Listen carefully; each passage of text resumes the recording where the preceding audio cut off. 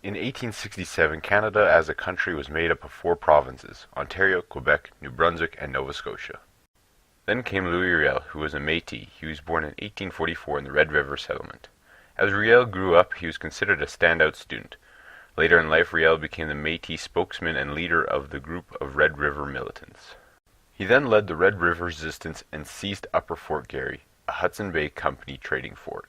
Riel seemed to be in control until he decided to execute a prisoner, Thomas Scott, an Ontario settler who opposed the rebel government.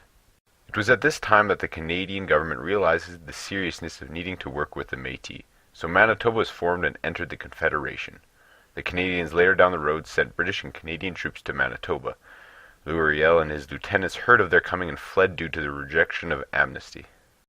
Then in 1871 was the start of the numbered treaties. These treaties granted the federal government large tracts of land throughout the prairies, Canadian North and northwestern Ontario. This was to be used for settlement and industrial use. In exchange for this land, Canada promised to give their Aboriginal people various items, like cash, blankets, tools, farming supplies, and more.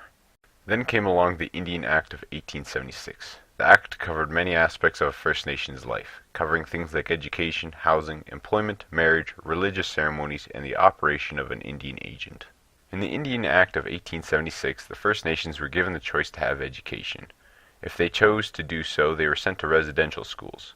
This forced the natives off their land, severed family ties, and diminished traditional Indian cultures. The act also denied individual First Nations from owning their own land and creating their own housing. Instead, they had to rely on the chief and band council to grant them housing. Marriage was also affected. If a native woman were to marry a white man, she would lose her Indian status. But if a white woman marries a native man, the woman acquires Indian status. Also, when the act was initially released, if you were not fully native like Métis people, they too did not get Indian status. The act also suppressed traditional Indian practices like the Sundance and potlatch. To make sure the First Nations didn't break the rules, the Canadian government put an Indian agent in certain districts. The ultimate goal of the act was to make the First Nations give up their Indian status. A couple years after the Indian Act was released, there was a rising tension in Saskatchewan in the 1880s. With this, Louis Riel returned in 1884. Then in 1885, Riel was named the president of the rebel government, and Gabriel de Monts, a Métis hunter, was given the position of military commander. On March 26th of 1885, a force of about 100 Northwest Mounted Police and armed citizen volunteers advanced towards Duck Lake, where a large group of Métis and Aboriginal rebels met them. The rebels tried to negotiate, but it ended in confusion. The police and volunteers fired, and the battle started, though shortly after the police and volunteers retreated to Fort Carleton and then farther to Prince Albert. The Canadian government over a period of time sent a total of 5,000 soldiers westwards. All these soldiers were then commanded by Major General Frederick Middleton.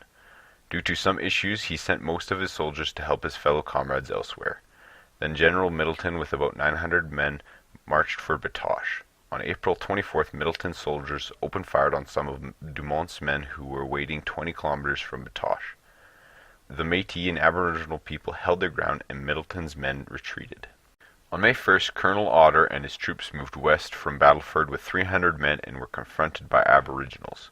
After about 6 hours of fighting, Otter and his men retreated.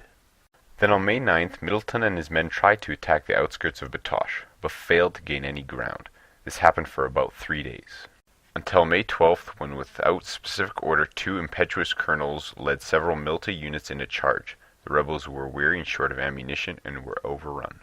It wasn't long after, on May 15th, Riel surrendered. Then on September 18th, he was sentenced to be hanged, and it was carried out on the 16th of November, 1885. But somehow, Dumont managed to flee to Montana. After the economic depression started lifting in the 1890s, Sir Wilfrid Laurier wanted to increase the immigration. To do this, he started by embarking on an expensive promotional campaign, using the slogan, "Canada, the last best West." He also increased the number of immigration agents, and started offering free land to settlers. On October 11, 1899, the South African War was started. It was between the British and two smaller Boer republics. At the time, Laurier was the Prime Minister and was caught in a difficult position. The English Canadians supported the war, and the French Canadians opposed the involvement in the war. Laurier was not required to commit soldiers, but offered to pay for the equipping and transportation of the Canadian force of volunteers. Only some of the soldiers actually fought in the war before it ended on May 31st, 1902. Soon 1905 rolled around and Saskatchewan and Alberta then joined the Confederation.